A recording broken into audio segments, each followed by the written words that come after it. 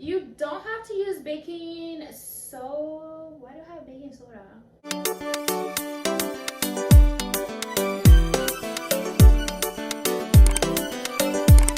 Hello cherries, welcome back to my channel. If you're here for the first time, welcome. My name is ChantaleCherry. Enjoy this episode. Subscribe to my channel, give us a thumbs up, share the video with your friends, and comment down below. Have you ever tried puff puff? Have you ever tried to make it? Do you know how to make puff puff? Do you even know what puff puff is? If you never try it, I recommend you try it. And right now, I am going to show you how to make it. It is the easiest thing to make ever. Without further ado, let's get in the video. We have all of our ingredients out. So to make puff puff, you will need, first of all, a mixing bowl. If you don't have one, I recommend you get one. This is how it's said at Walmart, Winco, everywhere, online, Amazon, wherever you shop, you should be able to get one pretty easily. So you're gonna need a mixing bowl. I normally don't measure my stuff, so I'm not gonna say that you need a measuring cup. If you know how to eyeball your things, then you don't need a measuring cup, but I'm just gonna use a measuring cup for the sake of this video. You're gonna need flour. I use the self-rising flour because it's just so much easier to like get things going instead of using all-purpose flour. But if you want to use all-purpose flour, by all means, you do you, boo-boo. The other thing that you're going to need is sugar. So you will need yeast. You don't have to use baking soda. Why do I have baking soda? It's not baking soda. Oh my gosh. You don't need baking soda, you need baking powder. But obviously you don't really need it. If you want to add it, go ahead and do that. Thank God I just read that. Do not add baking soda in your puff puff. You can add baking powder with the yeast if you want to, but you don't have to. I'm not gonna add it. So you need, let's do that again. So you need all-purpose flour or self-rising flour. I personally use self-rising flour because it just makes things a lot easier. Self-rising flour, sugar, yeast. That's all, and water. So I'm gonna grab or scoop 3 cups of flour for these. I'm not sure how many people I'm making it for. So 3 cups of flour and a cup, it's not like completely full cup of sugar, but 3 cups of flour and 1 cup of, and I'm going to add 2 teaspoons of yeast to it. Just like that. We put this back in the fridge. Okay, so I've mixed all the dry ingredients already. I've put in all the dry ingredients already. So right now I'm just going to like mix them around. And after mixing the dry ingredients, what I'm going to do is add warm water to it. I'm gonna start with a cup because we don't want the mix to be like too liquidy, but you don't want it to be too thick either. You want it like a medium firm, that way you can scoop it and fry it. So that's good, and I'm just gonna grab warm water, a little above warm, it's okay.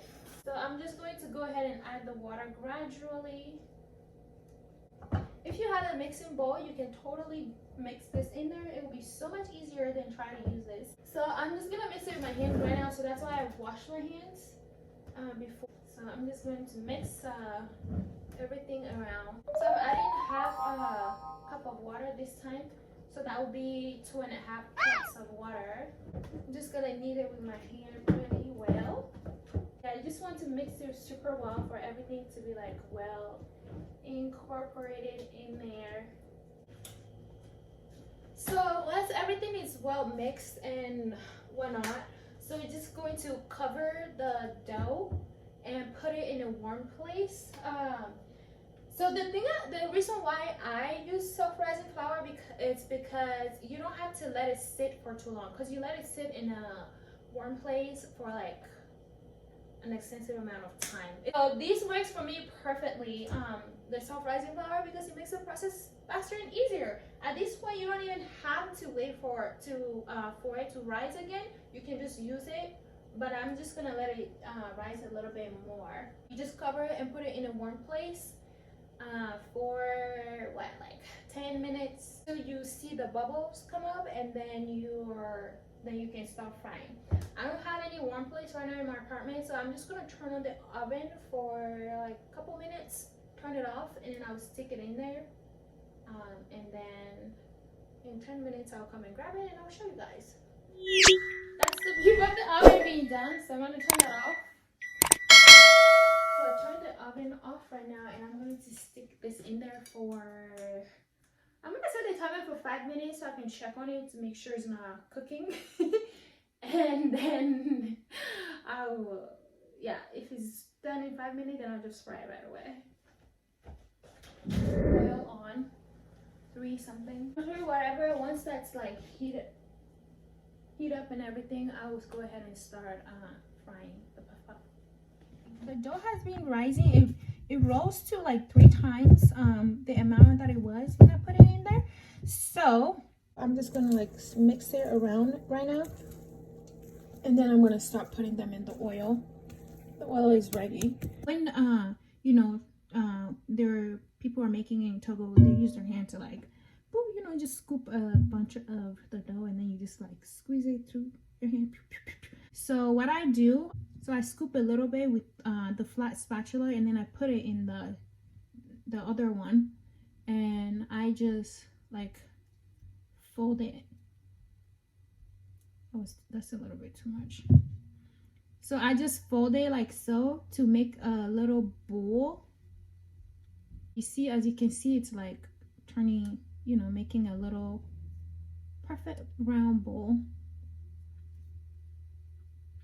So when it's like that, I'm going to drop it in the oil, and you see another one. So that's what it'll look like when it's all ready and in there. And like when you put them in, they stay at the bottom, and once it's like getting ready, they come to the top. So none of them is at the bottom right now.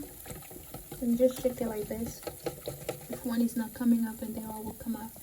And you want them all to be like this brown color right here, all around. I like to get them a little bit more caramel brownish, golden-ish. And then they're ready. I mean, you don't have to use this. If you're using this type of pie, you can just like shake them around, but this thing like has so much oil when dripping, so I just use the spatula. I use the spatula to get them out. But this is what they should all be looking like when you do them. You see how nice and brown this is? It's a perfect brown. And this one is like very nice and cute and little. Very, very, very, very pretty. So yeah, that's what you want to get all of them to do.